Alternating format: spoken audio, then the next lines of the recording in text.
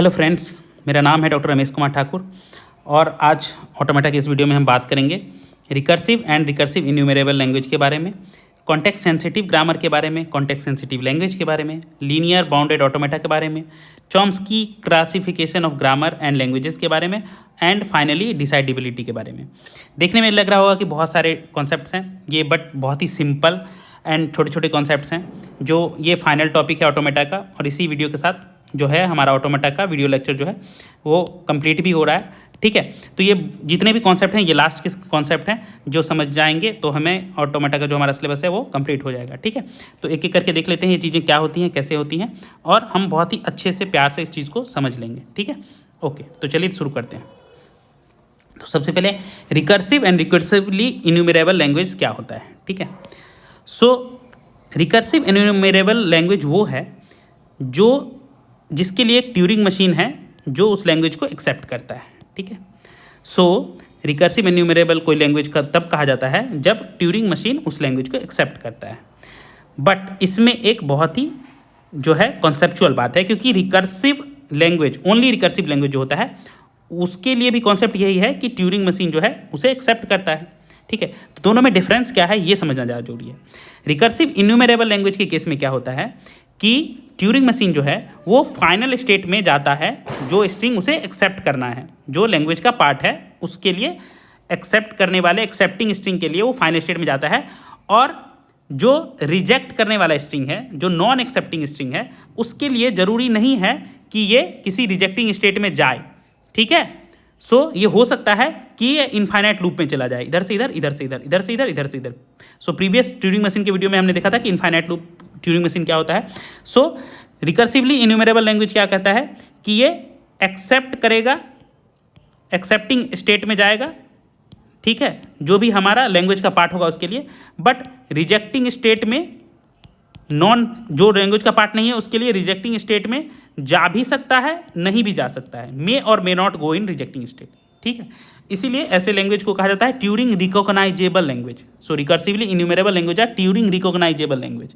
Turing machine जो है इसको रिकॉग्नाइज करता है। ठीक है, बट अगर कोई लैंग्वेज रिकर्सिव है, ओनली रिकर्सिव, तो उसके लिए एक ट्यूरिंग मशीन होगा, वो उसे एक्सेप्ट तो करेगा ही और हॉल्ट करेगा ऑन एवरी इनपुट, चाहे वो एक्सेप्टिंग हो या नॉन एक्सेप्टिंग। ठीक है, सो इसका मतलब क्या हुआ कि ये इंटर करेगा एक फाइनल स्टेट में जब स्ट्रिंग जो है उस लैंग्वेज का पार्ट रहेगा, और ये किसी रिजेक्टिंग स्टेट में हॉल्ट कर जाएगा, रुक जाएगा। ठीक है, इनफाइनाइट नहीं जाएगा, रुक जाएगा, जो स्ट्रिंग उस लैंग्वेज का पार्ट नहीं है। सो यहाँ पे डिफरेंस क्या हो गया कि ये एक्सेप्टिंग स्टेट में जाएगा अगर जो स्ट्रिंग है वो पार्ट ऑफ द लैंग्वेज, और रिजेक्ट स्टेट में जाएगा, हाँ, रिजेक्ट स्टेट में हॉल्ट करेगा if not part of the language. ठीक है, सो बट यहाँ पे क्या था, एक्सेप्टिंग स्टेट में था पार्ट ऑफ द लैंग्वेज के लिए, और मे और मे नॉट रिजेक्ट स्टेट में जा रहा था for not part of the language, recursive enumerable के केस में। ठीक है, सो ये जो है रिकर्सिव इन्यूमरेबल, ये थोड़ा ऊपर की चीज़ हो गई, मतलब सुपर सेट टाइप की, ये सबसेट हो गया। रिकर्सिव सेट जो है ये फिक्स है, ये डिसाइड करता है कि हाँ ये इस केस में एक्सेप्ट हो रहा है, इस केस में रिजेक्ट हो रहा है। बट रिकर्सिव इन्यूमरेबल श्योरली नहीं बोल सकता है। एक्सेप्टिंग स्टेट को तो श्योरली बोल देगा कि हाँ एक्सेप्ट हो रहा है, बट रिजेक्टिंग स्टेट में श्योर नहीं होता है, ये इनफाइनाइट लूप में भी चला जाता है। ठीक है, सो फिक्स नहीं कर सकता है, इसलिए इसको बोलते हैं रिकर्सिव इन्यूमरेबल को ट्यूरिंग रिकॉग्नाइजेबल, कि ये रिकॉग्नाइज कर सकता है एक्सेप्टिंग वाले को। बट रिकर्सिव, ओनली रिकर्सिव को बोलते हैं ट्यूरिंग डिसाइडेबल, ये डिसाइड करता है कि ये एक्सेप्ट है और ये रिजेक्ट है।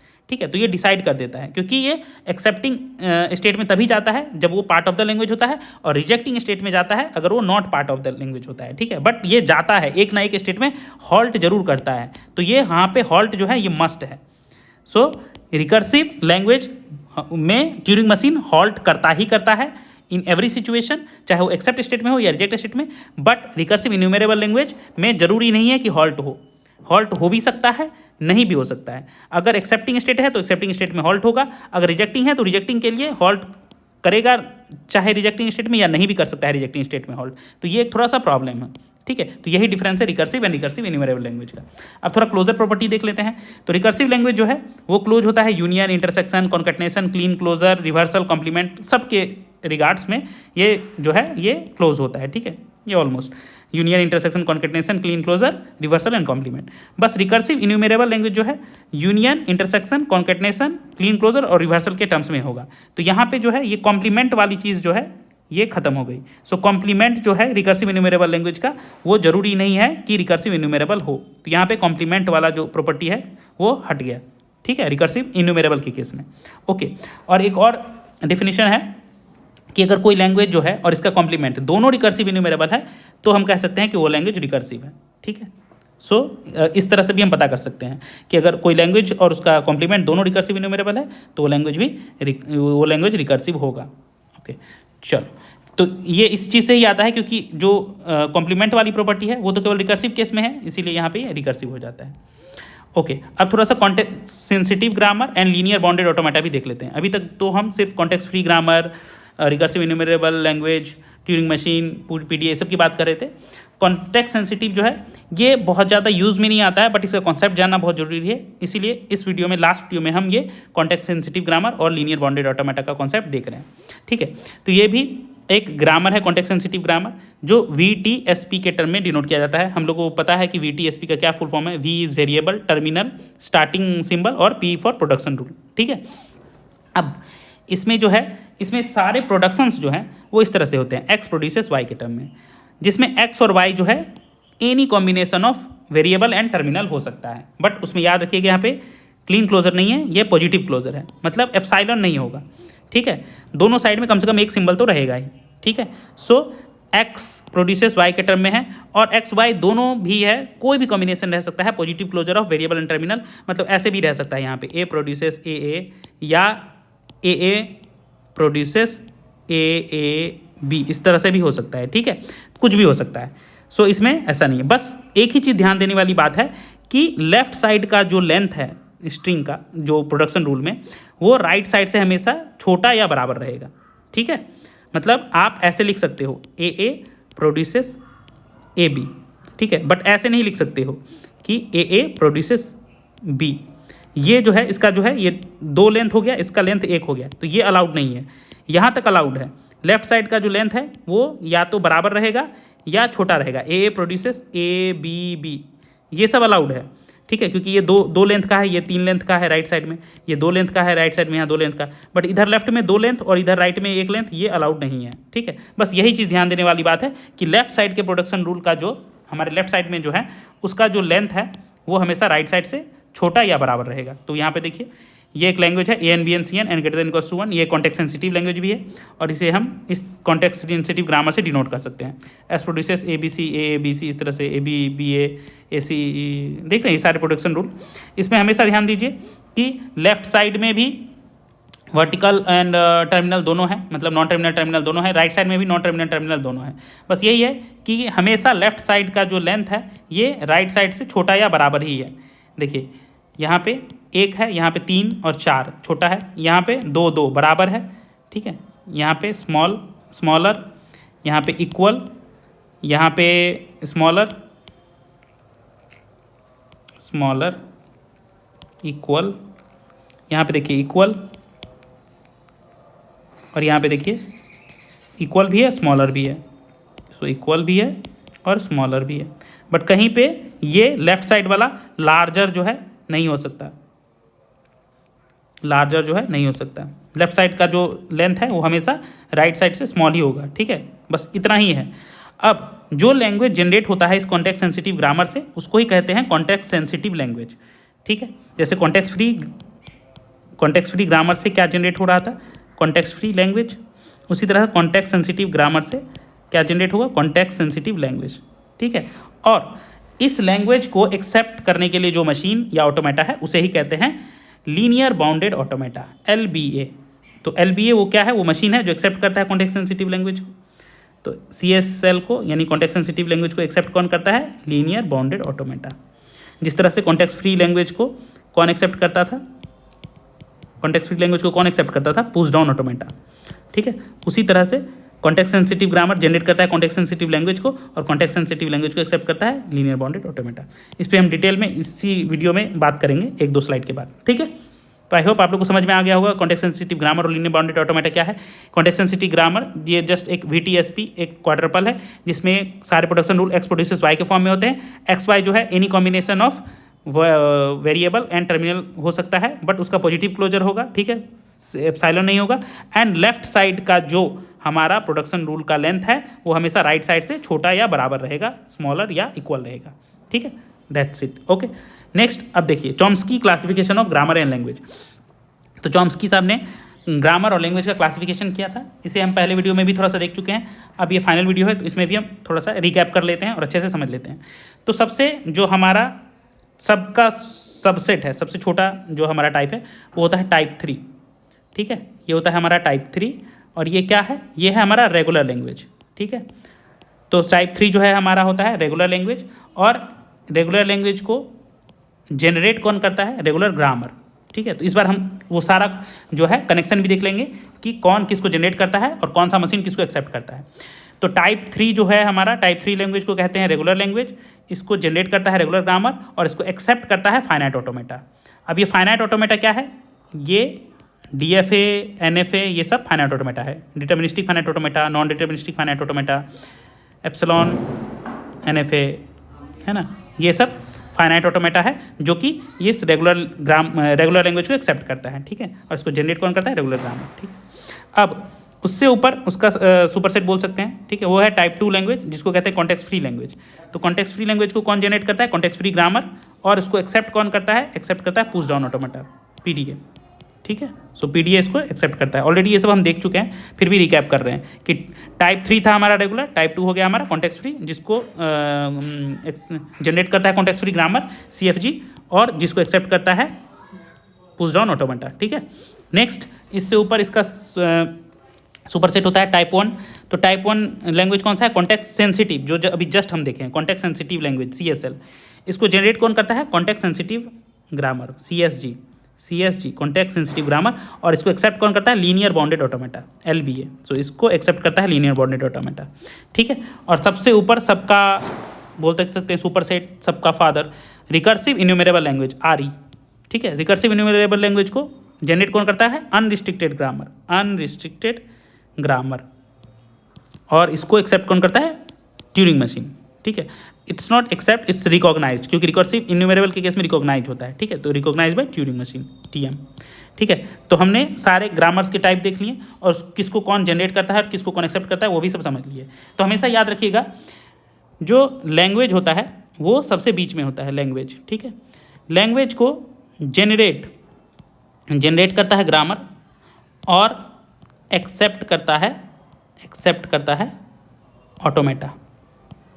ऑटोमेटा जो है एक्सेप्ट करता है, और ग्रामर जो है वो जनरेट करता है। ग्रामर जनरेट लैंग्वेज और language is accepted by automata. यही है ग्रामर, लैंग्वेज और ऑटोमेटा का कनेक्शन, ठीक है। तो जिसमें टाइप 3 हो गया हमारा रेगुलर लैंग्वेज को जनरेट करता है रेगुलर ग्रामर और एक्सेप्ट करता है फाइनाइट ऑटोमेटा, जैसे DFA NFA epsilon NFA। Type 2 हो गया हमारा कॉन्टेक्स्ट फ्री लैंग्वेज, इसको जनरेट करता है कॉन्टेक्स्ट फ्री ग्रामर और एक्सेप्ट करता है पुश डाउन ऑटोमेटा। उससे ऊपर टाइप 1 हो गया, टाइप 1 होता है कॉन्टेक्स्ट सेंसिटिव लैंग्वेज, इसको जनरेट करता है कॉन्टेक्स्ट सेंसिटिव ग्रामर, एक्सेप्ट करता है लीनियर बाउंडेड ऑटोमेटा। और सबसे ऊपर टाइप 0 जो होता है रिकर्सिव इन्यूमरेबल लैंग्वेज, इसको जनरेट करता है अनरिस्ट्रिक्टेड ग्रामर और इसको रिकॉग्नाइज करता है ट्यूरिंग मशीन, ठीक है। तो ये सारे हमने ऑटोमेटा और लैंग्वेज ग्रामर सारे पढ़ लिए हैं। तो आई होप हम लोग कनेक्शन बनाने में आसानी से हमें सुविधा होगी, ठीक है। नेक्स्ट इसका ही थोड़ा डिटेल वर्जन है ये कि देखिए अब उस टाइप 0 टाइप 1 में भी थोड़ा सा डिवीज़न कर दिया गया है कहीं कहीं पे, जहाँ पे डिटर्मिनिस्टिक और नॉन डिटर्मिनिस्टिक का थोड़ा सा कॉन्सेप्ट है, या रिकर्सिव एंड रिकर्सिव इन्यूमरेबल का कॉन्सेप्ट है। जैसे हमारा सबका सबसेट है वो है रेगुलर लैंग्वेज या रेगुलर ग्रामर, जो भी बोल लो। सो रेगुलर लैंग्वेज LREG मतलब रेगुलर लैंग्वेज, उसको एक्सेप्ट कौन करता है, फाइनाइट ऑटोमेटा। तो यहाँ पे लैंग्वेज है और एक्सेप्टर है, ठीक है। तो ये सबका सबसेट है। ये जो है किसके अंदर है, ये है DCF मतलब डिटर्मिनिस्टिक कॉन्टेक्स्ट फ्री। सो डिटर्मिनिस्टिक कॉन्टेक्स्ट फ्री लैंग्वेज जो है वो इससे ऊपर होता है और उसका एक्सेप्टर है पुश डाउन ऑटोमेटा। अब देखिए डिटर्मिनिस्टिक के ऊपर है context free. Basically context free मतलब होता है non deterministic, NDCF non deterministic context free language. तो इसको जनरलाइज वे में कॉन्टेक्स्ट फ्री लैंग्वेज भी बोल देते हैं, ठीक है। तो इसको भी पीडीए ही एक्सेप्ट करता है। तो याद रखिएगा हमेशा कॉन्टेक्स्ट फ्री के टर्म्स में डिटर्मिनिस्टिक का पावर जो है वो कम होता है, डिटर्मिनिस्टिक का पावर जो है वो लेस होता है और नॉन डिटर्मिनिस्टिक का पावर ज़्यादा होता है। इसीलिए देख रहे हैं ये नॉन डिटर्मिनिस्टिक ज़्यादा बड़ा है और डिटर्मिनिस्टिक जो है ये सबसेट है नॉन डिटर्मिनिस्टिक का, ठीक है। तो ये हो गया नॉन डिटर्मिनिस्टिक। इससे ऊपर क्या है, कॉन्टेक्स्ट सेंसिटिव लैंग्वेज, देखिए, ठीक है, और इसको एक्सेप्ट करता है लीनियर बाउंडेड ऑटोमेटा। और इससे ऊपर क्या है, रिकर्सिव। सो अभी जस्ट जो हमने पढ़ा है रिकर्सिव लैंग्वेज, सो ये है इससे ऊपर, और इसको एक्सेप्ट कौन करता है, ट्यूरिंग मशीन, ठीक है। और इससे ऊपर है रिकर्सिव इन्यूमरेबल। हमने क्या बोला था कि रिकर्सिव इन्यूमरेबल सबसे ऊपर, क्यों, क्योंकि ये फाइनल स्टेट में तो जाता है एक्सेप्टिंग स्ट्रिंग के लिए, और रिजेक्टिंग स्टेट के लिए नॉन फाइनल में जा भी सकता है, नहीं भी जा सकता है। सो दोनों प्रोबेबिलिटी है। और रिकर्सिव में क्या है, फाइनल स्टेट में जाता है एक्सेप्टिंग के लिए और नॉन फाइनल स्टेट में जाता है रिजेक्टिंग के लिए। तो ये तो फिक्स है, ठीक है। इसीलिए ये जो है सबसेट हो गया रिकर्सिव इन्यूमरेबल का, और दोनों जो है ट्यूरिंग मशीन के थ्रू रिकॉग्नाइज होता है या एक्सेप्ट होता है, जो भी बोल सकते हैं। तो ये हो गया थोड़ा detail version of Chomsky classification of grammar and language, ठीक है। आई होप आप लोग को समझ में आ गया होगा। एंड ये लास्ट जो टॉपिक है हमारा पूरा ऑटोमेटा का, हमारे इस वीडियो सीरीज़ का, वो है डिसाइडेबिलिटी। तो इसको थोड़ा और अच्छे से समझ लेते हैं कि बेसिकली देखिए, कंप्यूटर साइंस में हो या कहीं और भी हो, नॉर्मली अभी हम सिर्फ कंप्यूटर साइंस की बात करेंगे, कोई प्रॉब्लम जो है पहले इसको किस तरह से हम डिवाइड कर सकते हैं। कोई प्रॉब्लम को हम दो कैटेगरी में डिवाइड कर सकते हैं, एक को बोल सकते हैं सॉल्वेबल, एक को बोल सकते हैं अनसॉल्वेबल। अब ये सॉल्वेबल और अनसॉल्वेबल क्या है, सॉल्वेबल मतलब वो सारे प्रॉब्लम्स जिसके लिए मेथड पता है, हमें पता है कि इसको सॉल्व कैसे करना है, तो सॉल्वेबल हुआ, क्योंकि हमें तरीका पता है, मेथड पता है। तो वो जो भी प्रॉब्लम्स जिसको सॉल्व करने के लिए हमें मेथड या टेक्निक पता है, उसे कहते हैं सॉल्वेबल प्रॉब्लम। और जो प्रॉब्लम जिसके लिए हमें टिल टुडे, ऐसा नहीं है फ्यूचर में आ भी सकता है, तो टिल टुडे, आज के दिन में अगर सोचा जाए तो हमारे पास मेथड अगर नहीं है उस प्रॉब्लम को सॉल्व करने के लिए, तो उस प्रॉब्लम को कहते हैं अनसॉल्वेबल, कि till today no method is known for how to solve, ठीक है। तो आज के डेट में अगर हमारे पास ऐसा कोई मेथड या टेक्निक नहीं है उस प्रॉब्लम को सॉल्व करने के लिए, तो वो प्रॉब्लम हो गया अनसॉल्वेबल, ठीक है। तो अनसॉल्वेबल की तो कोई बात ही नहीं है, क्योंकि हमारे पास मेथड ही नहीं है, तो बात होगी सॉल्वेबल पे। तो सॉल्वेबल पे क्या है, हमारे पास मेथड तो है, बट सिर्फ मेथड रहने से नहीं होता है। सॉल्वेबल को दो कैटेगरी में फिर से डिवाइड कर सकते हैं, एक होता है डिसाइडेबल और एक होता है अनडिसाइडेबल। तो डिसाइडेबल वो सारे प्रॉब्लम्स हैं जो मेथड के साथ साथ एल्गोरिदम भी हमें पता है कि इस प्रॉब्लम को, अगर किसी प्रॉब्लम को सॉल्व करने के लिए मेथड तो पता है, टेक्निक तो पता है, साथ ही साथ एल्गोरिदम भी हम जानते हैं कि इस एल्गोरिदम को इस स्टेप बाय स्टेप फॉलो करने से हम ये प्रॉब्लम सॉल्व कर सकते हैं, तो उसको कहते हैं डिसाइडेबल लैंग्वेज। और अनडिसाइडेबल वो हैं जहाँ मेथड तो हमें पता है बट कोई एल्गोरिदम नहीं है, हमें स्टेप बाय स्टेप प्रोसीजर नहीं पता है। एल्गोरिदम बेसिकली क्या होता है, it's a step by step procedure, step by step procedure to solve any problem, ठीक है। अगर कोई प्रॉब्लम को सॉल्व करने के लिए स्टेप बाय स्टेप प्रोसीजर हम बात करें तो उसे एल्गोरिथम कहते हैं। तो डिसाइडेबल वो प्रॉब्लम्स हैं जिसके लिए हमें मेथड तो पता ही है, साथ ही साथ हमें स्टेप बाय स्टेप प्रोसीजर भी पता है सॉल्व कैसे करेंगे, यानी एल्गोरिथम भी पता है, तो वो सारे प्रॉब्लम हो गए डिसाइडेबल। और अनडिसाइडेबल वो प्रॉब्लम है जिसके लिए हमें मेथड तो पता है बट हमें एल्गोरिथम नहीं पता है, मतलब स्टेप बाय स्टेप प्रोसीजर नहीं पता है कि कैसे करना है, ठीक है, केवल मेथड पता है। सो इस तरह से हम किसी भी प्रॉब्लम को डिवाइड कर सकते हैं सबसे पहले दो कैटेगरी में, एक सॉल्वेबल और एक अनसॉल्वेबल। सॉल्वेबल वो सब जिसके लिए हमें मेथड पता है, और अनसॉल्वेबल वो सारे प्रॉब्लम्स जिसके लिए आज के डेट में हमें मेथड नहीं पता है कैसे सॉल्व होगा। और फिर से सॉल्वेबल को भी दो पार्ट में डिवाइड कर सकते हैं, एक डिसाइडेबल जिसके लिए हमें मेथड के साथ साथ एल्गोरिथम भी पता है, और अनडिसाइडेबल वो प्रॉब्लम्स है जिसके लिए हमें केवल मेथड पता है और एल्गोरिथम नहीं पता है। तो इस तरह से हमने देख लिया डिसाइडेबिलिटी, कैसे किसी प्रॉब्लम की हम पता करते हैं कि कौन सा प्रॉब्लम सॉल्वेबल है या अनसॉल्वेबल है, डिसाइडेबल है या अनडिसाइडेबल है। तो इस तरह से ही हम डिसाइडेबिलिटी चेक करते हैं किसी भी प्रॉब्लम की। तो इसी तरह से हमारा ये वीडियो लेक्चर सीरीज जो है ऑटोमेटा का कंप्लीट हुआ। 33 वीडियोज़ हैं टोटल, और इसमें हमने पूरा ऑटोमेटा का सारा कॉन्सेप्ट कवर किया है। आई होप आप लोग को ये वीडियो लेक्चर सीरीज पसंद आया होगा, ये वीडियो भी पसंद आया होगा, और इस तरह से हमारे चैनल के साथ जुड़े रहेंगे। और थैंक यू इस वीडियो लेक्चर सीरीज को सपोर्ट करने के लिए, देखने के लिए। एंड फ्यूचर में मैं दूसरे सब्जेक्ट्स के लिए भी ऐसे ही वीडियो लेक्चर सीरीज अपलोड करता रहूँगा। Thanks for watching the video.